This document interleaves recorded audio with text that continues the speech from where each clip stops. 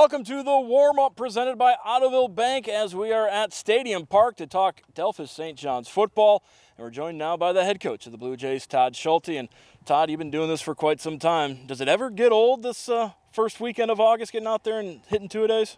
No, it's an exciting time of the year. There's a lot of work that's put into getting to this point, whether it's the off-season weight room, the agility workouts in the mornings. It's, after a while that becomes a little tiresome. So this point where you're actually coming out of your locker room, you're getting a chance to go out and practice. That's the fun stuff. It's the stuff that, I'm into the coaching football for, is to be out coaching football. So yeah, definitely needed to change your pace, and this is fun. This is the fun stuff. Over the years, have you altered, have you changed your approach to how you get ready for the season? We've changed some things in the weight room, workout-wise, just trying to stay with the advancements of, making a better functional athlete and, not so much concentrating on, how big and strong we are. We want to be functional. We want to move and be able to get in different places on the field. So that has changed, but as far as our approach to our program, it has not changed. I mean, we've had good success, and we're going to continue to work that way. And even our two-a-day schedules, we've tried to vary here a little bit every once in a while, but we like what we've been doing, and that's two separate two-a-days at certain times, and it just works for us, and we're comfortable with that, and our kids are comfortable with that. So if it's not broke, why try to fix it? Exactly. You can't argue with the results. Coming off another trip to the state semifinals, lost to eventual champion Marion Local. You look back at the 2013 season. You started off 2-4. But you were a much better team than 2-4, and you proved it down the stretch in that playoff run. Yeah, to be 2-4 and then ended up in the state semifinals and get beat by Marion Local, who was the eventual state champ. And it was kind of it was a no-brainer going in that they were the odds-on favorite, and they did what they needed to do.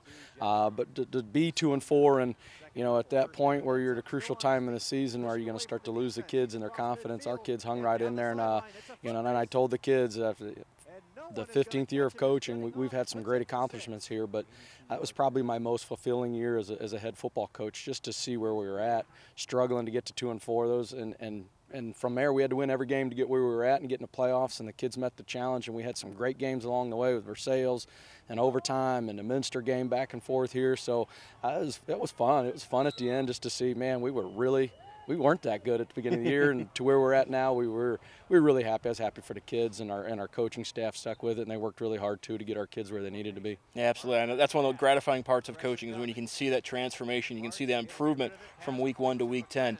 A couple of weeks away from the start of the season, what improvements are you looking to see during this preseason portion? Well, right now we're looking for guys. We're looking for people to fill in that first round of 11 on both sides of the ball, special teams. So we're doing a lot of evaluating. There are going to be a lot of new names and faces that are taking the field for us. There's going to be some ones you've seen out there and have had success for us. But for the most part, there's going to be a lot of guys, a lot of new guys in places. And I say we're going to be inexperienced, but you might look at our depth chart and say, wow, there's a lot of seniors on there.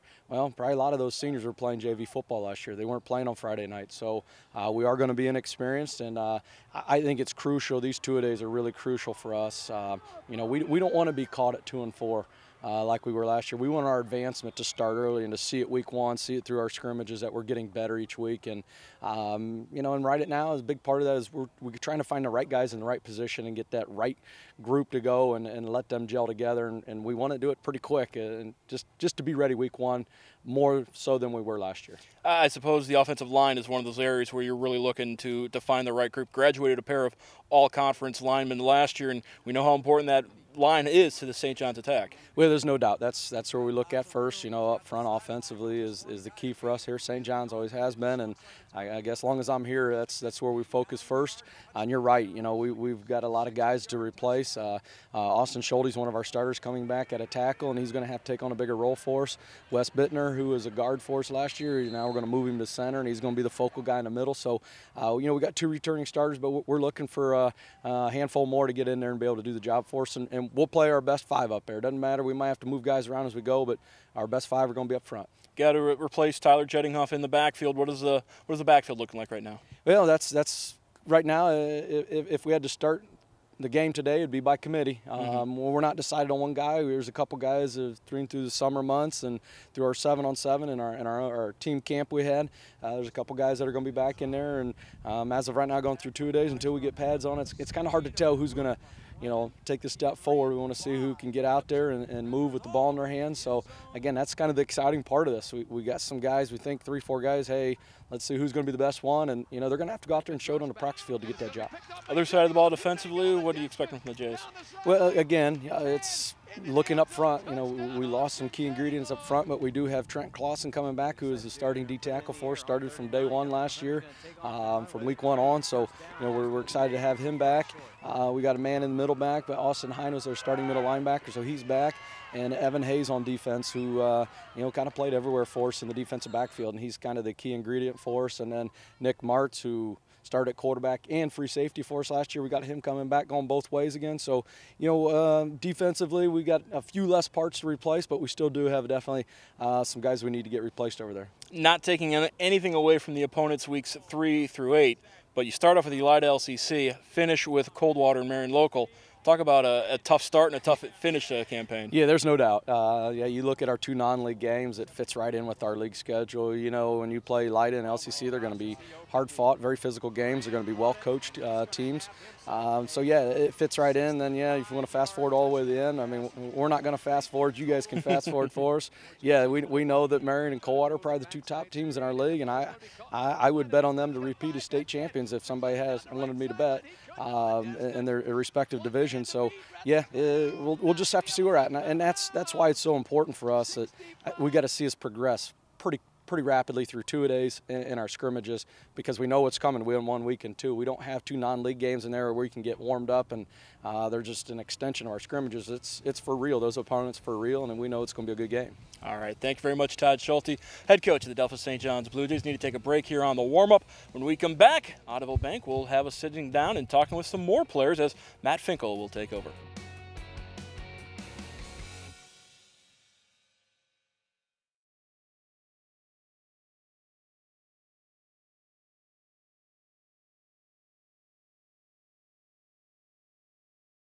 Welcome back to the warm-up here in Stadium Park. This warm-up brought to you by Ottoville Bank, joined by 2 Blue Jays. Sitting directly to my right, Wes Bittner. He's a center and linebacker, a senior. Evan Hayes on the end, defensive back and wide receiver. Can you believe it's senior year, guys? What does Evan, start with you. What does it feel like knowing this is the beginning of the end in the blue and gold? I'm not quite sure that it's sunk in yet, but it's definitely a pretty odd feeling, but I think we're making the most of it and we're having fun, which is important. So I'm excited for the season to start. What about you, Wes? Feel like senior year or not at all? Not really. All the years kind of flew by, so I'm excited for senior season, but I want it to last a long time, I hope. Well, speaking of lasting a long time, last year you guys went all the way to the state semifinals following the Marion Local. How much does that loss still sting here on basically what is the first day of camp? Yeah, it's that loss was pretty devastating. It kind of drove us in the off season to hopefully get better and come back this year and hopefully repeat what we did last year, but maybe start a little bit better. So it really drove us in the off season. And Wes, you're on the line. You're moving from guard to center. What is the line looking like this year? Is that going to be a big change for you, changing positions? Well, I played center from sophomore and freshman year, so I'm kind of used to playing center, so it shouldn't be that big of a transition. The line's a little smaller this year, but we still have about 3 guys. I think they're over 200 pounds. Other ones are real close to us, so I think we'll be fine. We'll be quicker this year, so that'll be good. And Evan, you guys started a little bit slow last year, 2-4, but then you rattled off 4 wins in a row, got to the postseason, and then that's all you needed. How important would it be for you to get off to a faster start this year? That's very important. Our schedule, there's really no games where we can take off, and starting out with Elida and LCC, those are 2 really tough games, but we know we have to start out better than we did last year if we're going to want to keep our playoff hopes alive. And playing in the MAC is so difficult. What does it mean to you to play in what is arguably the best football conference in Ohio? I think it's a lot. It means a lot. Well, you never really have those off weeks. You always have to come prepared, because even the teams at the bottom tier of the MAC are still top-tier teams. They play physical, they're aggressive, and you can never really relax because you always have to be on your A game. And Coldwater and Marion Local are at the end of your schedule this year. Those are 2 state champs. Are those? I know Coach won't let you look ahead. I know that. But are they 2 games that you have your eye on? Yeah, I mean, not looking ahead, those are 2 really solid teams, and they return a lot. So they have some exceptional athletes, but we can't look ahead any games. But they're going to be pretty good this year. All right, guys, best of luck to you this season. And we need to take a break on the warm-up presented by Ottoville Bank. When we come back, we'll be joined by 2 more Blue Jays here on the warm-up.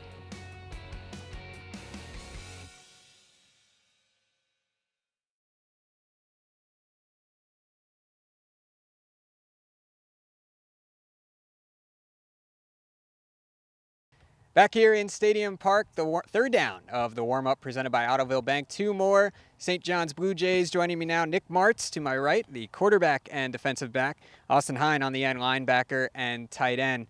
And Nick, we'll start with you. You're a returning starter, but you lost 2 big running backs in the backfield. So do you feel a little more pressure to continue that offensive output? I don't know if I'd say pressure, more responsibility, but I mean, everybody's got to step up and play their game, and we just got to execute, really. And Austin, on the defensive side of the ball, what's the defense looking like this year? Where would you say some of the strengths lie? Well, we are returning several starters from our defense last year. We did lose 2 of our linebackers, but one of them, the one that we have stepping up now, did get varsity experience last year. So I think our linebackers have good depth, and then our defensive backs are returning some starters too, so that'll help us out a lot too. Camp's just getting underway here, 2-a-days. Do you like the 2-a-days format? Is it something you're used to? Yeah, we're going in 4th year. It's getting pretty typical, kind of routine. It's kind of getting just back on track, really. What's your favorite part about the format? Do you like having that break in between? Is it time to relax, or do you stay pumped up in between practices? Yeah, it's nice to have a break in between practices. You get off your feet. You can go home and take a nap if you want to, get some food in you. Just nice to have a little break in between. Talked about it a little with the other guys playing in the MAC. What did you learn coming up on your 4th year playing in such a competitive conference? I learned there's no other conference like it. It's probably the best conference around. It's very fun to play in, very energetic, and I can't wait for this season too. What about you?